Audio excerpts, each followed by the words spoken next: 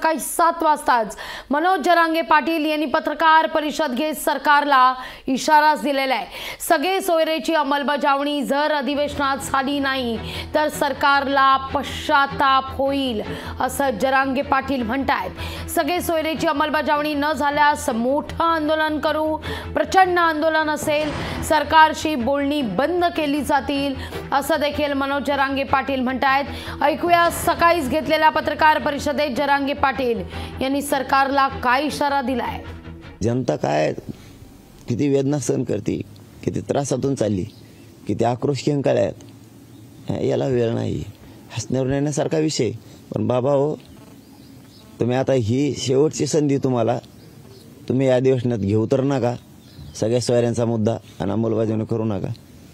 पश्चाताप नावाचे जे शब्द मागं पडला ना, ती शब्दाला पुन्हा कशी झळाळी मिळते बघा। तुम्हाला असा पश्चाताप शब्दाची व्याख्या करावं लागेल की दिलं असतं तर बरं झालं असतं, लय पश्चाताप आला, व्याख्याच बदलावी लागणार, ध्यानात राहू दे तुम्ही।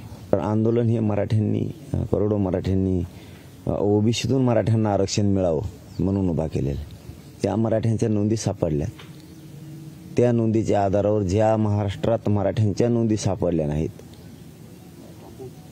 त्यांना आरक्षण देण्यासाठी सगळ्या सोयऱ्यांची अधिसूचना सरकारनं काढलेली। त्यासाठी सरकारला विनंती की त्यांनी अगोदर आज जे अधिवेशन आहे, आजचं विशेष अधिवेशन, त्याच्यात अगोदर सगळ्या सोयऱ्यांचा विषय घेऊन त्याची अंमलबजावणी करावी। लोकांची मागणी ओबीसी आरक्षणातून आहे आणि त्यांचा हक्काच आहे ते। ज्या मराठ्यांच्या नोंदी नाहीत त्यांच्यासाठी सगळ्या सोयराची अधिसूचना तुम्हीच आणायचं ठरवलं। लोकांची मागणी ही, काय उपयोग होणार आहे तुम्ही त्या फटाक्याचा आवाज ऐकून? सरकार कोणचंही असो, दिल्याच्या नंतर जनता खुश झाली पाहिजे। तुम्ही दिल्यावर जनता नाराज होती कशी याचं आत्मपरीक्षण करायचं नेमकं तुम्हाला कोणत्या दिवशी? शेचं कधी तुम्हाला मुळाशी जायचं नाही का? इतकी सुप्त लाट आहे, डेंजर ती सरकारविषयी नाराजीची, खूप मोठी खतखत आहे आतून। तुम्ही देताय पण अंमलबजावणी करीत नाहीत। तुम्ही JR काढता त्याची अंमलबजावणी करत नाही। सर्व आमदार महोदयांनी आणि मंत्री महोदयांनी मराठ्यांच्या यांनी या सगळ्या सोयऱ्यांची अंमलबजावणी करण्यासाठी तो विषय सगळ्यांनी लावून धरावा। याचबरोबर त्यांनी मराठा समाजाची जी मागणी आहे, ओबीसीतून मराठ्यांना आरक्षण, या मागणीविषयी बोलावं, लावून धरावं।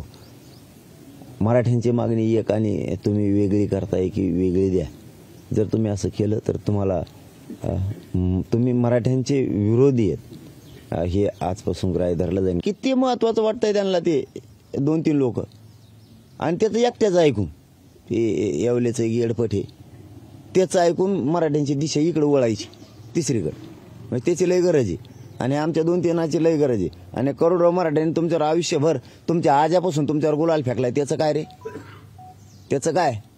आज आमच्या लेकरांना ओबीसीतून आरक्षण पाहिजे, सगळ्या सोयऱ्याच्या माध्यमातून अधिसूचना तुम्ही काढता, पिढ्यांना पार तुमची राजकीय प्रतिष्ठा माझ्या मराठ्यांनी गोरगरिबाने वाढवली आणि आज आमच्या पोरं मोठे होणार आहेत, त्यांची प्रतिष्ठा वाढणार आहे। तर आम्ही एक सांगतोय तुम्ही तिसरंच करताय, आम्ही एक सांगतोय तुम्ही तिसरंच करताय। 5-6 महिने झाले तुम्ही डोक्यातून विसरून गेलाय खटका एक। राजकीय सुप्रसाप करून टाकतील मराठी सगळे तुमच्या करिअरच्या, आयुष्याची। त्यामुळे जरांगे यांच्या या इशाऱ्यानंतर आता सगळे सोयरे संदर्भात कायदा होतो का आजच्या विशेष अधिवेशनात, याकडे सगळ्यांचंच लक्ष असेल। वर्षा, लोकशाही मराठी ऐका, पहा, जागरूक रहा।